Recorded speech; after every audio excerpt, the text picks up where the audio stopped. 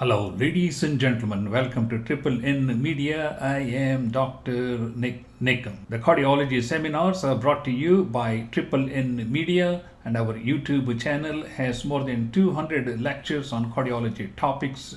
You're welcome to watch them. We also kindly request you to subscribe to our YouTube channel. I have a cardiology rotations manual which has 175 pages of very useful information for nurses, residents, students, and fellows when you're rotating through cardiology service. I will tell you how you can get a copy of this book at the end of this presentation. The feature presentation is heart murmurs and their changes related to inspiration, expiration, squatting, hand grip, Valsalva, amyl nitrate, and much more. So let us begin with the feature presentation. Let's talk about inspiration. What happens during inspiration? I'm going to spend a considerable amount of time trying to explain to you the hemodynamic changes happening inside the heart and in the lungs to explain what happens to the heart murmurs. So let us begin with inspiration.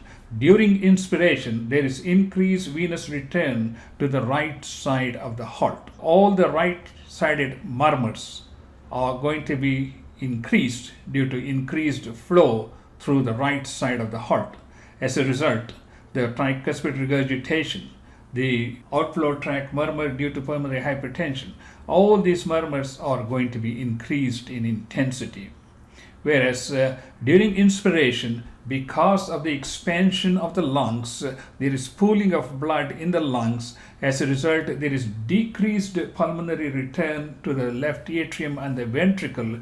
As a result, the left ventricular volume decreases. With decrease in left ventricular end diastolic volume, there is decreased output, which leads to the decrease in the intensity of the murmurs, namely the aortic murmur or the mitral regurgitation murmur. With the exception of two conditions, namely HOCM and mitral valve prolapse, where you get the opposite effect. The way to think about HOCM and mitral valve prolapse is anything that decreases the cavity size increases the gradient or increases the regurgitation. Just remember that one concept. That's why mitral valve prolapse gets better during anemia or pregnancy because of increase in volume.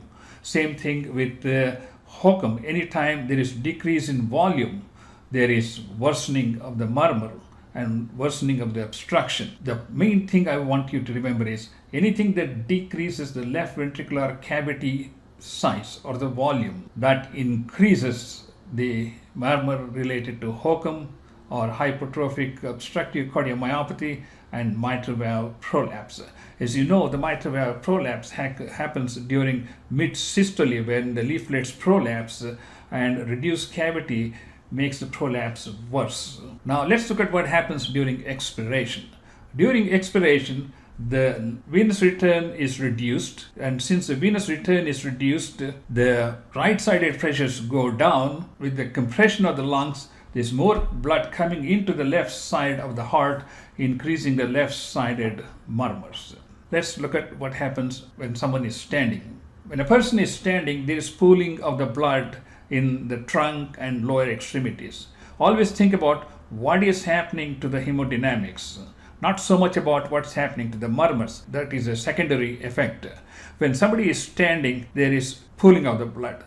There is also decreased afterload. As a result, there is decrease in the right-sided murmurs. There is also a decrease in the left-sided murmurs, and anything that reduces the left ventricular end diastolic volume is going to increase the murmurs of HOCM and mitral valve prolapse. Squatting is a little bit different. When you squat, you are increasing the preload. At the same time, you are increasing the afterload. Also, because of squatting, you are increasing muscle tension, which increases the systemic vascular resistance, which leads to an increase in the right-sided and the left-sided murmurs, whereas this increase in systemic resistance decreases the HOCM murmur, and the same thing happens with mitral valve prolapse. Now let's look at a couple of other scenarios. During Valsalva, you're cutting down the venous return. You're also reducing the afterload. So the right-sided and left-sided murmurs become less intense, whereas anything that decreases the venous return will result in increase in Hocum and mitral valve prolapse murmur intensity. Hand grip basically increases the afterload. When you do a strong hand grip, it increases the muscle tension. It increases vascular resistance. Whenever there is increase in vascular resistance, the force against which the blood has to be pumped into the arterial circulation is increased. Whenever there is an increased resistance to the outflow in a patient with mitral regurg, the ventricle seems to find the path of least resistance, so the mitral regurgitation gets worse. Whereas the aortic stenosis murmur may not change very much. The same principle applies whenever there is increase in systemic vascular resistance against which the ventricle has to pump. The ventricle empties into a low pressure system, resulting in mitral regurgitation, worsening of ventricular septal defect, or same thing happens with the aortic regurgitation. Exercise does the same thing. It increases the preload and it increases the pulmonic systolic murmur. It also increases mitral stenosis murmur, and obviously it increases the mitral regurg, VSD and aortic regurg murmurs, mainly related to increase in volume coming to the left heart during exercise. Post-PVC. Post-PVC, we have a pause. Whenever there is an increase in the diastolic phase, there's more blood coming into the ventricle, which increases the left ventricular end diastolic volume. As the left ventricular end diastolic volume increases, the aortic stenosis murmur gets louder because of more blood is trying to get through the narrowed aortic valve. Whereas mitral regurgitation, it may remain the same. The mitral valve prolapse decreases because of the increase in the left ventricular volume. And finally, a word or two about amyl nitrate, which used to be used in the cath lab frequently. But with the advent of echocardiography, pulse Doppler, we can detect most of this information without having to resort to amyl nitrate. As you know, amyl nitrate is a significant, potent arterial and venous dilator, which reduces the preload, the afterload, so it reduces the right heart murmurs, it reduces the mitral regurg because of reduction in the afterload, and it increases the aortic stenosis murmur, and because of reduction in the left ventricular volume, keep going back to that left ventricular end diastolic volume, the Hocum and the mitral valve murmurs intensify.